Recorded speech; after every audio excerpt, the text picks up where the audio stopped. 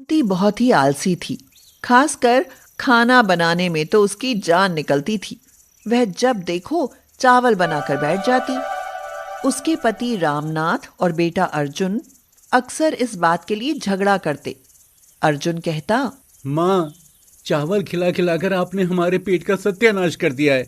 कल से रोटी बनी चाहिए, वरना मैं घर छोड़कर चला जाऊंगा। तो धमकी किसे देते हो?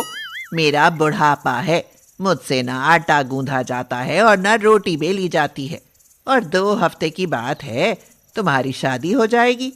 फिर बहू के हाथ की रोज फूली हुई रोटियां खाना। हाँ भाई अर्जुन, तुम्हारी माँ तो ऐसे कह रही है जैसे उसने जवानी में बहुत रोटियां बनाकर खिलाई हैं।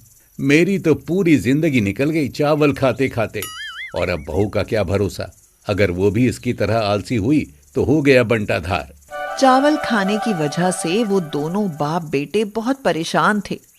अब तो आने वाली लक्ष्मी का इंतजार था कि वो आए और उन्हें रोटियां बनाकर खिलाए। 2 सप्ताह गुजर गए और नेहा दुल्हन बनकर घर आ गई। सब लोग नेहा के आने से बहुत खुश थे और सबसे ज्यादा था उसके रसोई संभालने का इंतजार। बहू, भूख लगी होगी, मैंने खाना बना दिया है, तुम दोनों खाना खा लो। माँ खाना तो ऐसे कह रही हैं जैसे रोटी सब्जी बनाई हो। फिर से वही चावल पका कर रख दिए होंगे। नेहा ने देखा कि उसकी सास ने दाल चावल बनाए हुए हैं। नेहा ने पूछा, माँ जी, दाल चावल? क्यों बहू, तुम्हें दाल चावल पसंद नहीं है क्या? अरे नहीं माँ जी, ऐसी कोई बात नहीं है। चावल से बढ़िया खाना क्या हो सकता है। लगाई कुकर में सीटी और चावल तैयार। रोटी बनाने के लिए पहले आटा गूंधो, फिर रोटी बेलो, सेको। उफ, बड़ा झंझट है। इसीलिए अपने घर में तो दिन में रोटी और रात में चावल ही बनाती थी मैं। गोमती समझ गई कि वह शेर तो बहू सवा शेर आई है, वह तो और भी गुरु है। अरे नहीं बहू, ऐसा भी क्या कि रोज चावल खाओ। वो तो मैं शादी के काम से थक गई थी, इसीलिए चावल बना दिए, वरना घर में इन लोगों को चावल पसंद नहीं है। अर्जुन और उसके पिताजी के लिए तो रोटी ही बनानी पड़ती है। नेहा के चेहरे पर हवाइयां उड़ने लगी। वह सोचने लगी कि अब उसे भी रोटियां बनानी पड़ेंगी। अरे, अब रोटियां बनानी पड़ेंगी। फिर सोचा, चल छोड़ो, अभी से क्या टेंशन लेनी। अभी तो मेरे हाथों की मेहंदी भी नहीं छूटी। जो भी होगा सो बाद में देखा जाएगा। हाँ, मैं सबको अपने रंग में रंग लूंगी। हाँ। अगले दिन वह पग फेरे के लिए मायके चली गई। सप्ताह भर इधर उधर निकल गया, लेकिन अब उसका बहू का फर्ज निभाने का समय आ ही गया। नेहा ने पूछा, मम्मी जी, खाने में क्या बनेगा? अरे बहू, फ्रिज सब्जियों से भरा पड़ा है, जो मन करे बना लेना। सब्जी? हाँ हाँ, सब्जी और रोटी। रोटी का नाम लेते ही उसकी तो सांस फूलने लगी और वह सोचने लगी, ये रोटी बनाने का काम ही मुश्किल लगता है, बाकी सब तो रो पीट कर ही लूंगी। मम्मी जी, चावल बना लूं? अरे नहीं बहू, भला दिन में कौन चावल खाता है। रोटी बना लेना, वरना तुम्हारे पापा जी और अर्जुन नाराज होंगे। नेहा ने दुखी मन से कहा। ठीक है मम्मी जी, बनाती हूँ। दोपहर के खाने में नेहा ने आलू मटर की सब्जी और रोटियां बना ली। घर में बहुत दिनों बाद रोटियां देखकर रामनाथ और अर्जुन बहुत खुश हुए। रामनाथ बोला, बेटी, हमें ऐसी ही बहू चाहिए थी जो हमें गरम गरम रोटी बनाकर खिला सके। अब खाना तुम्हारी सास नहीं बल्कि तुम ही बनाया करो। दोनों टाइम इस तरह गरम गरम रोटी मिले तो समझो जन्नत मिल गई। नहीं मम्मी, दोनों टाइम रोटियां? ये बोलते ही नेहा एकदम से चुप हो गई और सोचने लगी, अरे भगवान, ये मैंने क्या कह दिया। पिताजी मेरे बारे में क्या सोचेंगे। दोनों टाइम रोटियां? क्या मतलब बहू? पापा जी, मैं तो ये कह रही थी कि दोनों टाइम रोटी खाने से ना पेट खराब रहता है, रोटियां हैवी हो जाती हैं। डॉक्टर भी कहते हैं कि दोपहर के समय मन मर्जी का खाना खाओ, लेकिन रात में हल्का खाना खाना चाहिए। ज़्यादा हैवी खाने से रात में हार्ट अटैक की संभावना बढ़ जाती है। ये क्या कह रही हो नेहा? भला रोटी खाने से भी हार्ट अटैक आता है? लगता है किसी गलत डॉक्टर से पाला पड़ा है तुम्हारा। अरे अब खाना परोसो, वरना ये रोटियां ठंडी हो जाएंगी। दोपहर का खाना तो खा लिया, लेकिन रात में नेहा ने राजमा चावल बना दिए। सबके मना करने के बावजूद भी नेहा रोज रात में चावल बनाने लगी। नेहा, जब पापा तुमसे चावल बनाने के लिए मना करते हैं तो फिर रात में क्यों चावल बनाकर रख देती हो?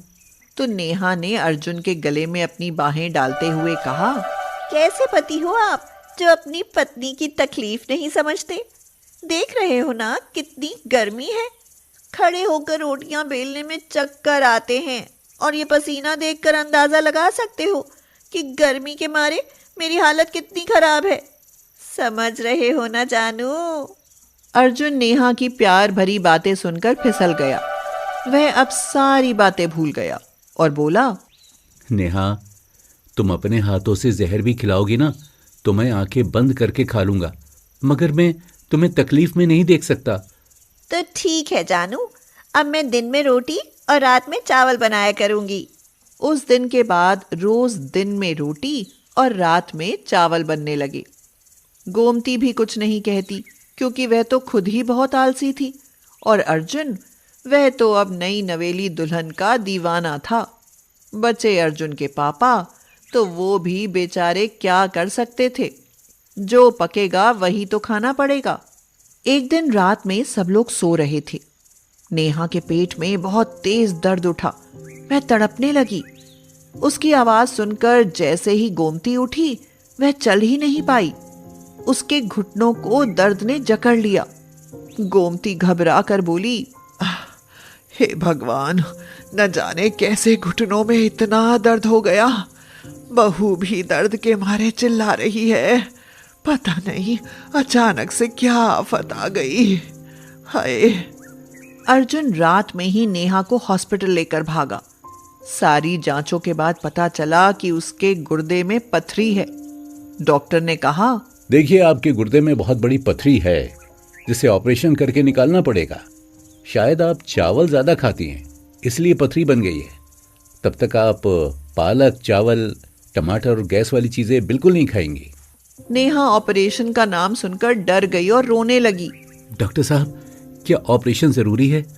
ये दवाई से नहीं निकल सकती? निकल भी सकती है, गारंटी नहीं है, लेकिन खान पान का बहुत ख्याल रखना पड़ेगा। देखा ना, ज्यादा चावल खाने का नतीजा। अब घर में चावल नहीं बनेंगे। तभी वहां गोमती भी आ गई। वह बोली, मेरे घुटनों में भी दिक्कत आ गई है।